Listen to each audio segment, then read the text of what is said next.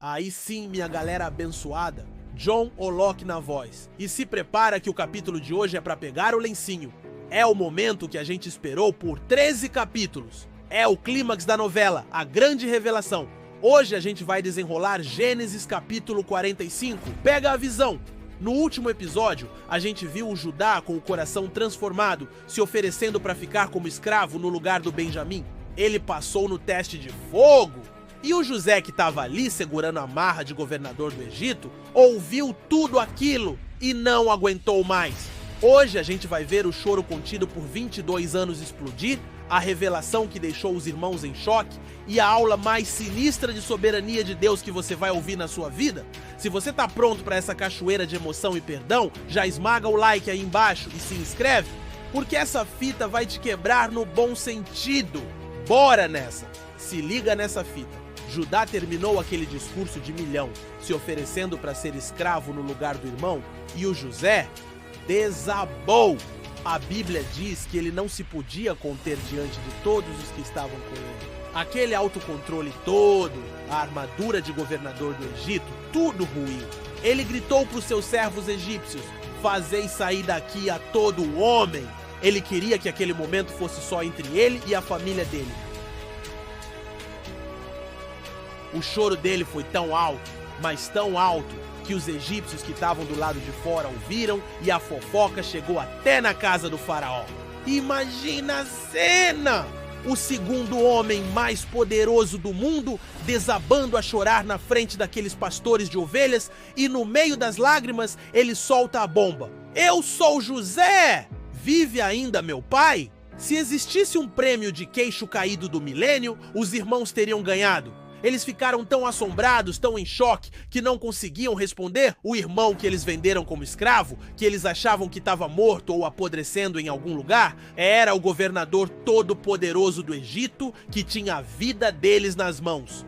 O medo deve ter sido paralisante. Eles devem ter pensado: ferrou! Agora ele vai se vingar de tudo! José, vendo o pânico dos caras na sua sensibilidade, disse: "Cheguem mais perto de mim, por favor." E quando eles se aproximaram tremendo, ele continuou: "Eu sou José, vosso irmão, a quem vendestes para o Egito."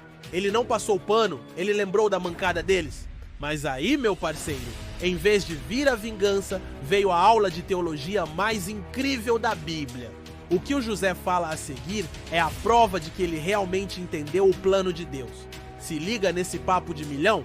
"Agora, pois, não vos entristeçais, nem vos pese aos vossos olhos por me haverdes vendido para cá, porque para a conservação da vida, Deus me enviou adiante de vós." Ele está dizendo: galera, relaxa, não fiquem se culpando. O que vocês fizeram foi maldade, sim, mas Deus, na sua soberania, pegou a maldade de vocês e transformou num plano de salvação. Foi Deus quem me enviou para cá, usando a mancada de vocês para salvar a nossa família. José não deu o crédito da sua jornada nem para a maldade dos irmãos, nem para sua própria esperteza. Ele deu todo o crédito para a soberania de Deus.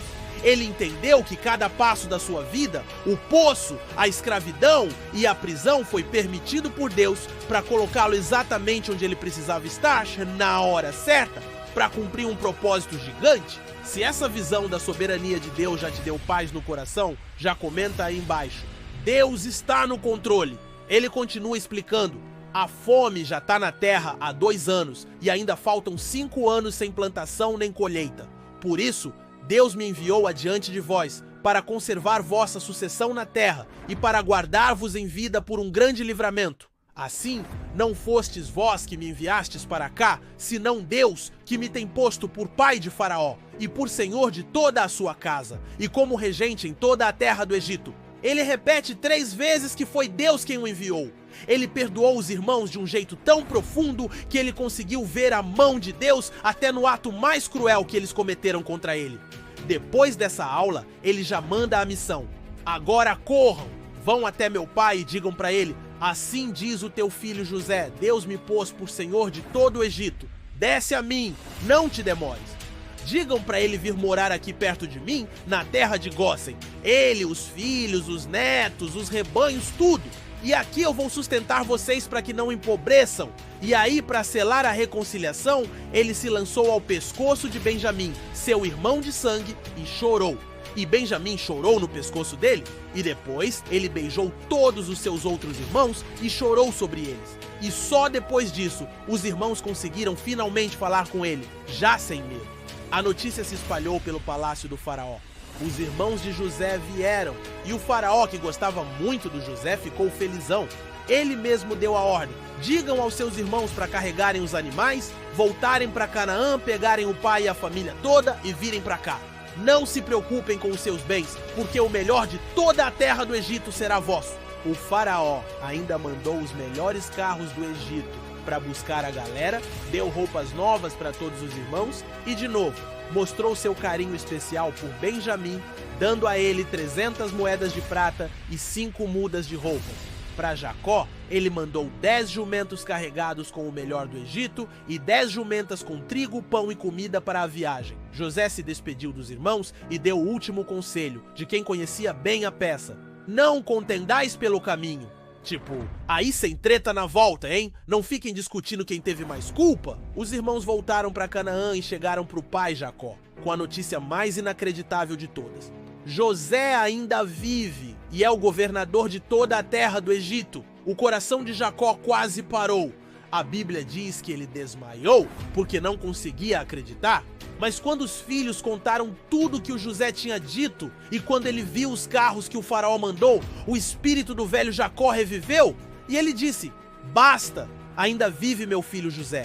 Eu irei e o verei antes que morra. E aí, minha galera, que capítulo! É ou não é uma das histórias de perdão e soberania de Deus mais sinistras de toda a Bíblia?